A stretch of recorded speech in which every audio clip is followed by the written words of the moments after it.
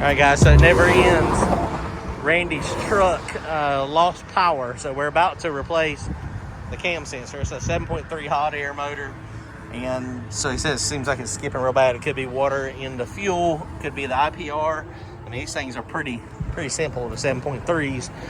So we're going to change this because a lot of times that's a problem.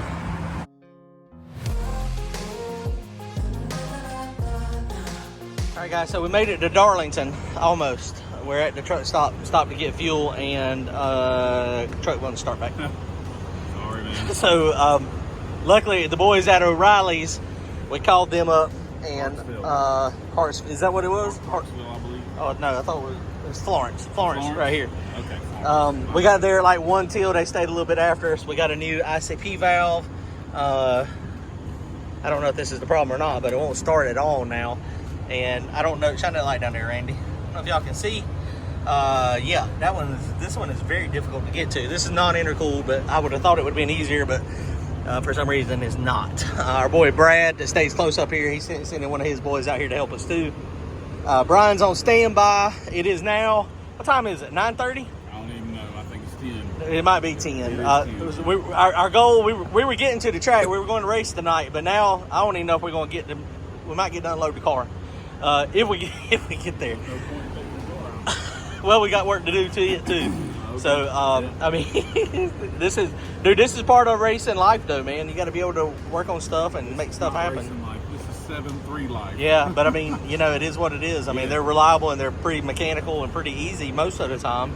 We put the oil fuel filter on it, and we cleaned out the bowl real good. Donald, Randy noticed there was a bunch of gunk in the bottom. And got all that cleaned out, and it run good, and had all the power, and then all of a sudden it just won't crank. We sprayed a little bit of brake clean in it, and it'll fire off with that. So we know it's fuel related. It's just not getting fuel. So I've had to replace ICP sensors before. You know, I don't know if that's the problem or not. We'll find out in just a few minutes. All right, guys. So in this, which I don't know what this is, honestly, guys. I have no idea. We're putting all this back together. There's a little screen. You can see the screen right there. It is clean now. It was not clean earlier. It had a lot of gunk in it, so that was clogged up for sure. Maybe that was our whole problem. So going back together here. All right, guys. Well, this is not working out how we intended. That's still same thing. So we put the IPR on it. It's still not doing anything. We don't have a scan tool. So our game plan now, our buddy Brad is close, but you know, he's out doing family stuff tonight. So his buddy did come to help us, but we're going to unhook the trailer. Milton's going to come get the trailer off of the RV. We're going to push the truck to the side and then get everything to the track tonight, except for the truck. Brad's going to come with the rollback tomorrow, grab the truck. He's going to put it on his scan tool, and hopefully we can figure out what's wrong with this thing. It's just it will try to fire up with brake clean from where the brake clean hits and revs up, but it will not fire the diesel. And you know, we've been wiggling wires and replaced all that stuff that I know to replace. There are some sensors in here that tell the computer what's happening. So maybe the oil pressure sensor on the side of the head over there is bad. I mean, we're getting oil pressure on the gauge, which is this sensor up here, which all that means is you've got high pressure oil in the pump. I mean, it's possible the high pressure oil pump's bad. They're going to have to diagnose it some more. It's beyond what we got happening right now. So, all right, guys. Yeah. So Milton, he was at the track hanging out. So now he is not at the track. So we're fixing to pull the truck. They gave us a spot. We're going to park it over there by the scales. So tomorrow morning, Brad and Brian are going to try to figure out why this thing won't run. Because I'm beat. I don't understand. I don't really understand at all.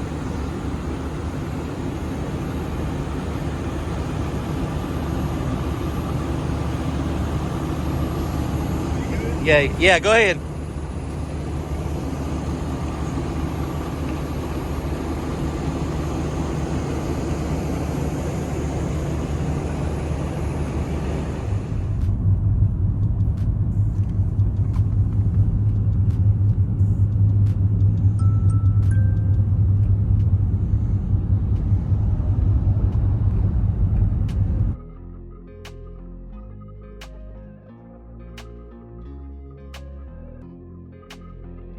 Hey guys, we finally made it to the track. Finally. We're about 6 hours late, but we're here. We're way down here at the end of the track. There is a lot of people here. It is packed. So we made it to the track.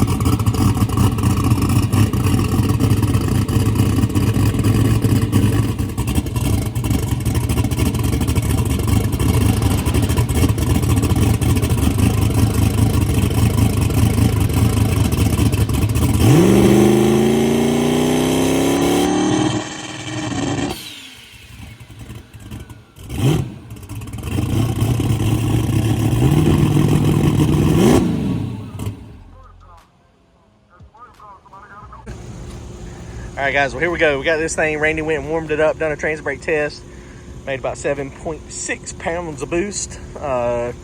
We think we got a good tune-up in it. We'll see what the suspension does.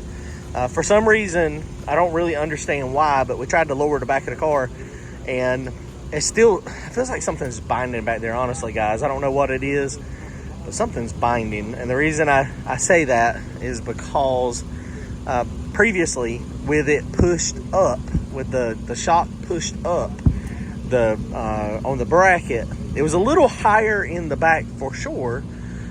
But the big thing that changed is the shock arm was on the bump stop, so we had full shock travel. And so now I just crawled up under there. Milton jumped in the driver's seat. He's not quite as heavy as Randy, but I mean, it's just one of those things. It was to get a look at it, and it's got like an inch of shaft showing.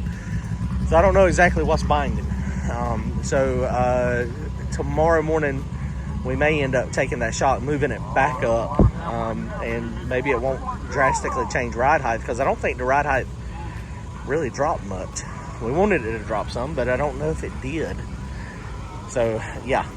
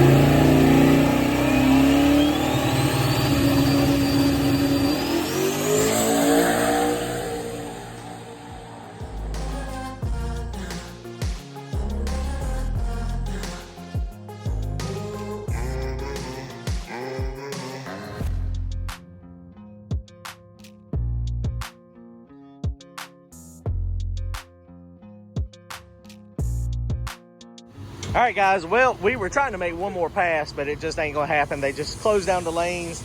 They got done with the race. I mean, it's kind of late, so I understand. I get it. But they are done for the night. So we were fixing to turn it around. That was a good pass. It was a little slow to the 60 foot. It did track a little bit to the left, hike the front left up. Didn't go super fast 60 foot. We need to go about a 1/10 faster in the 60. So we just did all the tune-up stuff. I made a little bit of anti-roll bar change, put a little bit of preload in it so that hopefully it doesn't go left when it hikes that front left up. Basically what I did is I went on the passenger side and I shortened the anti-roll bar one round. Sounds like a lot, but it's really not. So that should preload it a little bit, and that should hopefully let it drive nice and straight. Did separate top to shock out at in the back at like 2.3 seconds, I think it was, but I had a pretty slow ramp in it. I also did not have it super aggressive, but we did go reasonable ET. We went reasonable mile per hour. Still got some to go. So we were just trying to pick up about 1.5, 2 tenths on this next pass. So that'll be our starting pass tomorrow. So we made it to the track, guys. I mean, you know, it just sucks. We had the truck problems. That's part of racing. You just have to push through it. I mean, we got it here tomorrow. Like I said, Brian and Brad are going to work on Randy's truck. Hopefully they can figure that thing out. But we're at the track, so we're going to be drag racing tomorrow. All right, guys, comment, like, and subscribe. If y'all want to support the channel, head on over to turbojohnracing.com. Grab yourself some hats and t-shirts. Thanks, guys.